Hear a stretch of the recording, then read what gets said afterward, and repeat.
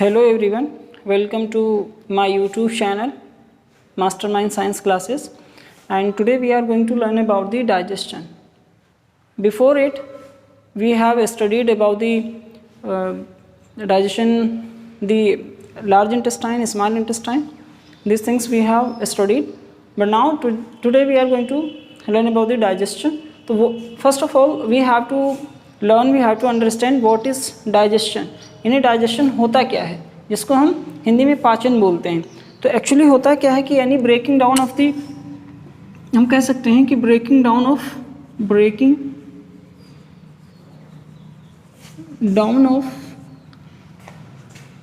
Complex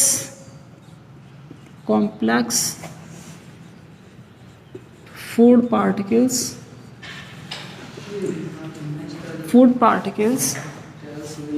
into simple and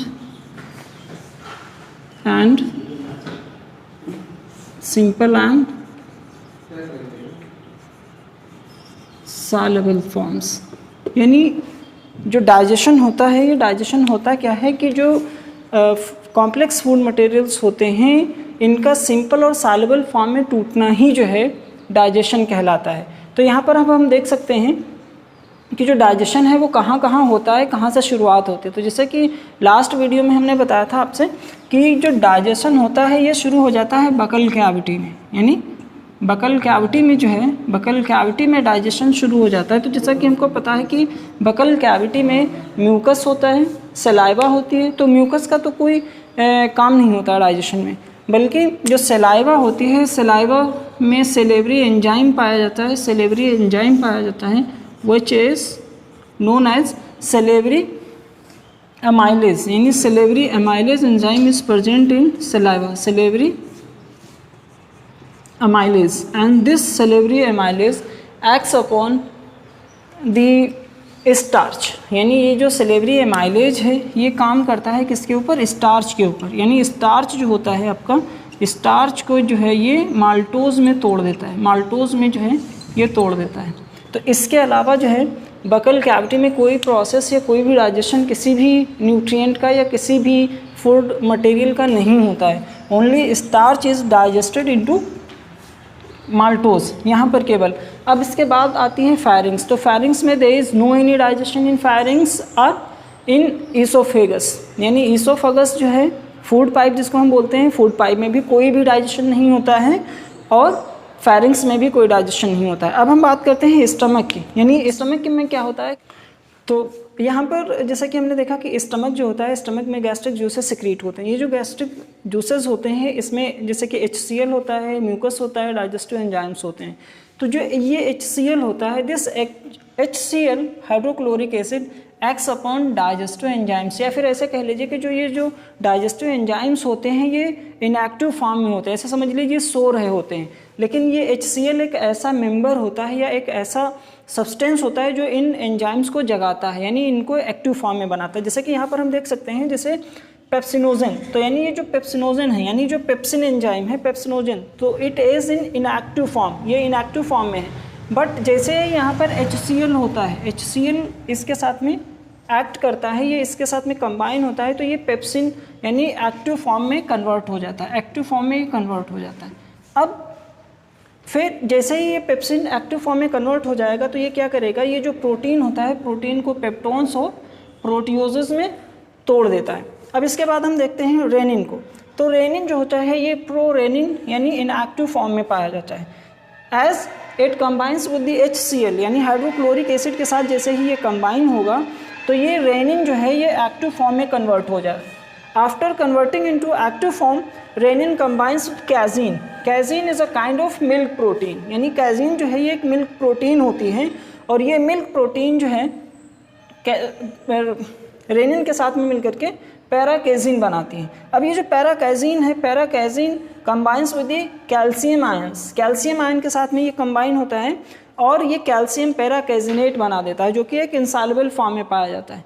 अब ये calcium पैराकाइजिनेट जो है, ये कैल्शियम पैराकाइजिनेट अब ये पेप्सिन के साथ में, यानी फिर से यहाँ पर पेप्सिन, क्योंकि बिकॉज जो ये कैल्शियम पैराकाइजिनेट है ये एक तरीके की प्रोटीन ही बनी ना, तो यहाँ पर अब आकर के क्या होगा कि ये जो पेप्सिन है, पेप्सिन फिर इससे कंबाइन होगा, इसके ऊपर जो है काम करेगा और इसको क्या करेगा, प्रोटियोजेस और पेप्टोन्स और पॉलीपेप्टाइड्स में तोड़ देगा। यानी यहाँ पर देखिए गैस्ट्रिक लगा हुआ है, तो इसका मतलब है कि it is secreted into stomach, यानी ये स्टमक में सिक्रेट होता है। तो गैस्ट्रिक लाइपेज, जैसा कि यहाँ पर इसका नाम ही है लाइपेज, तो लाइपेज से देखिए इसकी रिदम और इसकी रिदम, लिपिड और लाइपेज की रिदम जो है वो एक जैसी लग रही है। तो यानी जो लाइपेज एंजाइम्स होते हैं दे एक्ट अपॉन लिपिड्स, यानी लिपिड्स को पर जो है काम करते हैं, और जब लिपिड पर ये काम करेंगे तो लिपिड को किस में तोड़ देंगे, फैटी एसिड्स में और ग्लिसरॉल में तोड़ देंगे।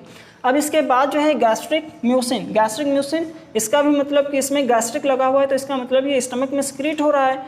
और जो म्यूसिन है, तो म्यूसिन की रिदम और म्यूकस की रिदम ये एक जैसी है। तो यहाँ पर हम देख सकते हैं कि यानी जो गैस्ट्रिक म्यूसिन होता है इट सिक्रेट्स म्यूकस, म्यूकस जो होता है ये स्टमक वॉल की जो है हाइड्रोक्लोरिक एसिड की वजह से वो जो स्टमक वॉल है वो डैमेज ना हो, तो इसलिए ये जो म्यूकस है ये स्टमक वॉल की प्रोटेक्शन करता है।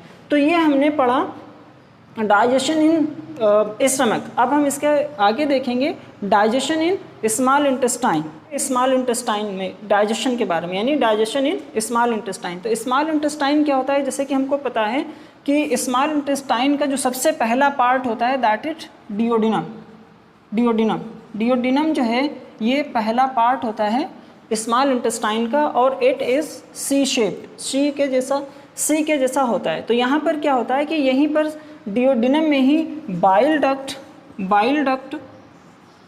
डक्ट और पैंक्रियाटिक डक्ट आकर के मिलती हैं, पैंक्रियाटिक डक्ट आकर के मिलती हैं। अब बाइल डक्ट, जैसे कि यहाँ पर नाम से ही पता चल रहा है कि जो बाइल डक्ट हैं, तो बाइल डक्ट लेके आती हैं bile juice, bile juice.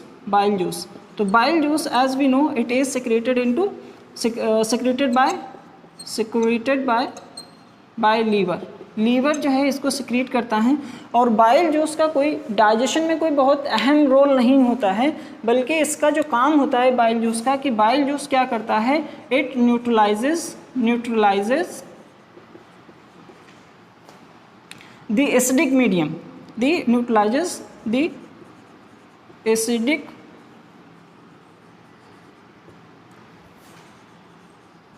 Medium of food. यानी ये जो फूड होता है, जैसा कि हमको पता है कि स्टमक में जो फूड जब आता है वो काइम बनता है, यानी वो चर्न होकर के जो एक पेस्ट सेमी सॉलिड जो है एक पेस्ट टाइप में बन जाता है।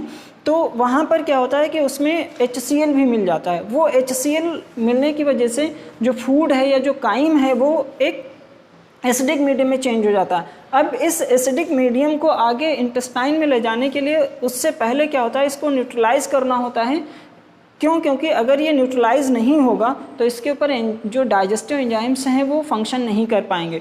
तो यानी जैसे ही ये जो एसिडिक मीडियम वाला फूड या एसिडिक फूड जैसे ही डिओडिनम में आएगा, तो डिओडिनम में बाइल डक्ट बाइल लेकर के जो आ रही हैं, ये बाइल जूस जो है उस फूड से मिल जाता है और उस फूड को न्यूट्रलाइज कर देता है, जिससे कि आगे फर्दर उस पर डाइजेस्टिव एंजाइम्स काम कर सकें।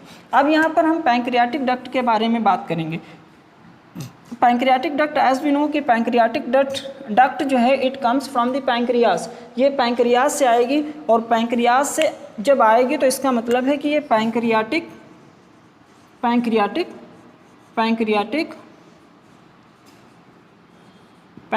जूसेस को लेकर आएगी।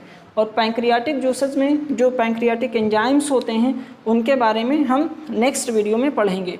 और फर्दर नोट्स पाने के लिए आप हमारे टेलीग्राम पर जो है हमारे मास्टरमाइंड साइंस क्लासेस चैनल को आप जो है ज्वाइन कर सकते हैं, जहां पर आपको इन सारे टॉपिक्स से रिलेटेड जो है आपको हैंड रिटन और PDF नोट्स मिल जाएंगे। Thank you.